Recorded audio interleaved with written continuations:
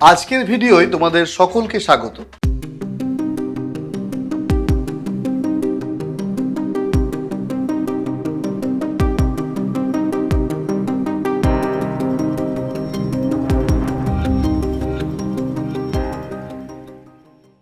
বনস্পতি margarine সম্বন্ধে শিখে নেব এই পর্বে, আর তাই আমরা চলে এসেছি পটল ডাঙায়। চাটুজ্জেদের রকে বসে গল্প করছিল পেলা আর হাবুল, আর তখনই এসে হাজির হয় টেনিদা, আর শটান পেলার কান ধরে আড়াই প্যাচ মেরে খেঁচিয়ে বলে, গুগল একটা বাইরের লোক, গেস্ট, তার সামনে এটা কেন ওটা কেন, এমন হাজারো প্রশ্নের ঝুলি খুলে নিজের আর নিজের সাথে সাথে আমাদেরও মূর্খামিটা তুলে না ধরলে বলে চলছিল না। না আরে বাবা, জানি না, জানতে চেয়েছি, এটা ভুল নাকি না জেনেও সবটা জানার ভাব দেখিয়ে চালিয়াতিটা ভুল? এটা একবার মনে মনে ভাবলো পেলা টেনিদাকে জিজ্ঞেস করবে, কিন্তু থেমে গেল, কারণ এখনো ওর কানটা টনটন করছে। আবারও টেনিদা ফরমান জারি করে, ইউ ওরাং ওটাং, আমার মান ডুবিয়েছ, তাই গো অ্যান্ড কুইক লে আও কচুরি অ্যান্ড আলুর দম। অগত্যা যেতেই হলো পেলাকে। সবে কচুরিতে কামড় বসিয়েছে টেনিদা, দূর থেকে হা হা করে ওঠে গোগল, আরে করছো কি টেনিদা? এইসব ডালডা কিংবা তেলে তৈরি খাবার কেউ খায় রোজ রোজ? টেনিদা এক পেশে হাসিটা হেসে বলে, ময়দানে গোড়া পুলিশ ঠেকানোর শরীর আমার, এতে কিচ্ছু হবে না ভাই, বরং পটল দিয়ে শিং মাছের ঝোল খাওয়া ওই যে পিড়ে রোগী পেলারাম, ওটাকে এসব বলো ভাই। ওরা আবার কাঁচা জল খেলেও বলে অম্বল হয়। কিন্তু গোগল নাচুর বান্ধব। কিন্তু আগে শোনো, হাইড্রোজিনেশন কাকে বলে? বলে সে শুরু করে, উদ্ভিজ্জ তেলে প্রচুর পরিমাণে অসম্পৃক্ত ফ্যাটি অ্যাসিড থাকে, মানে এখানে কার্বন কার্বন দ্বিবন্ধনী রয়েছে, আর সেই কারণেই উদ্ভিজ্জ তেল ঘরোয়া উষ্ণতায় তরল অবস্থায় থাকে। এবার এই তেলের মধ্যে যদি আমরা হাইড্রোজেন গ্যাস পাঠাই, তাহলে ওই দ্বিবন্ধনীগুলো ভেঙে যায়, মানে যে হাতগুলো একে অপরের সাথে আটকে থাকে সেই হাতগুলো খুলে যায়, আর সেখানে হাইড্রোজেন পরমাণুগুলো যুক্ত হয়ে যায়। এর ফলে সম্পৃক্ত ফ্যাটি অ্যাসিডের পরিমাণ বেড়ে যায়। এই পদ্ধতিকে বলা হয় হাইড্রোজিনেশন। এর ফলে তরল তেল খানিকটা জমে গিয়ে কঠিন হয়ে যায় এবং জমাট বেঁধে যায়। একটু থেমে আবার শুরু করে গোগল, শীতকালে দেখবে নারকেল তেল জমে যায়, কিন্তু কেন হয় এরকম বলতো? তার কারণ এই নারকেল তেলের মধ্যে সম্পৃক্ত ফ্যাটি অ্যাসিডের পরিমাণ বেশি থাকে, ফলে কম তাপমাত্রায় খুব সহজেই জমাট বেঁধে যায়। টেনিদা একটু থতমত খেয়ে যায়, তাই ক্যাবলা বলে, এবার জেনে নাও বনস্পতির বৈশিষ্ট্য কি ও কেন গোগল তোমায় বনস্পতি বা ডালডা দিয়ে তৈরি কচুরিগুলো খেতে বারণ করেছিল, সেটাও তুমি বুঝে যাবে। শোনো, বনস্পতি সবসময় উদ্ভিজ্জ উৎস থেকে পাওয়া যায়, এর নির্দিষ্ট কোনো বর্ণ বা গন্ধও থাকে না, আবার কঠিন অবস্থায় পাওয়া যায় বলে খুব সহজেই এক জায়গা থেকে আরেক জায়গায় নিয়ে যাওয়া যায়।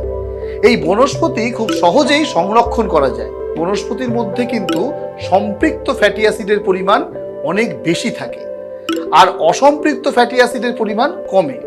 আবার ট্রান্স ফ্যাটি অ্যাসিডের পরিমাণও অনেক বেশি থাকে, তাই ট্রান্স ফ্যাটি অ্যাসিড বেশি খেলে অনেক সময় আমাদের রক্তে কোলেস্টেরলের মাত্রাটা বেড়ে যায়। আবার এর মধ্যে আমাদের শরীরের প্রয়োজনীয় ভিটামিন এ ও ভিটামিন ডি থাকে না। অনেক সময় অল্প পরিমাণে যে সকল ভিটামিনগুলো থাকে তাও নষ্ট হয়ে যায় এই হাইড্রোজিনেশনের ফলে। তাহলে তুমি বুঝতে পারলে তো যে এই বনস্পতির মধ্যে ট্রান্স ফ্যাট থাকে, যা আমাদের শরীরের জন্য একদমই ভালো না। তাই চেষ্টা করো বনস্পতিযুক্ত খাবার যাতে অ্যাভয়েড করে চলা যায়। এমনকি কাউকে যদি খেতেও দেখো, তাহলে তাদের স্বাস্থ্যের কথা মাথায় রেখে সচেতন করে দেওয়াটা তোমারও কর্তব্যের মধ্যে পড়ে। হাবুল মাথায় হাত দিয়ে বসে পড়ে, কিরে ক্যাবলা, এত ক্ষতি করে? হ্যাঁ, এইগুলা এত ক্ষতি শরীরের পক্ষে? তাহলে তো এবার থেকে মার্জারিনই খাবো আমি। মার্জারিন? ক্যাবলা ধমকে ওঠে, তুই জানিস কতটুকু মার্জারিন সম্বন্ধে? আগে ভালো করে জেনে নে, তারপর সবটা সিদ্ধান্ত নিবি। শুরু করে ক্যাবলা, দেখ, মার্জারিনও হলো এক ধরনের হাইড্রোজিনেটেড পদার্থ। এই মার্জারিন শব্দটা কোথা থেকে এসেছে জানিস?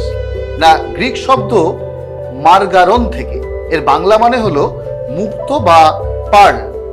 মাখন যখন তৈরি করা হয়, তখন দুধের মধ্যে থেকে মাখন তুলে নেওয়া হয়, ছোট ছোট সাদা রঙের মুক্ত দানার মতন মাখন উঠে আসে, আর সেই থেকে এই পদার্থটির নামকরণ করা হয় মার্জারিন।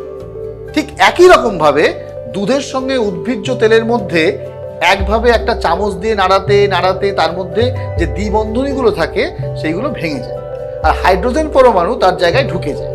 এই মার্জারিন তৈরি করার সময় কিন্তু ইমালসিফায়ার বলে একটা পদার্থ ব্যবহার করা হয়, যাতে এই মার্জারিন অনেক দিন সংরক্ষণ করা সম্ভব হয়। কিন্তু অনেক সময় ভিটামিন এ ও ভিটামিন ডি থাকে না বলে বাইরে থেকে এই দুটি ভিটামিনও যোগ করা হয়। হাইড্রোজিনেশনের মাধ্যমে তৈরি কোনো পদার্থই খাওয়া আমাদের শরীরের পক্ষে কিন্তু একদমই ভালো না।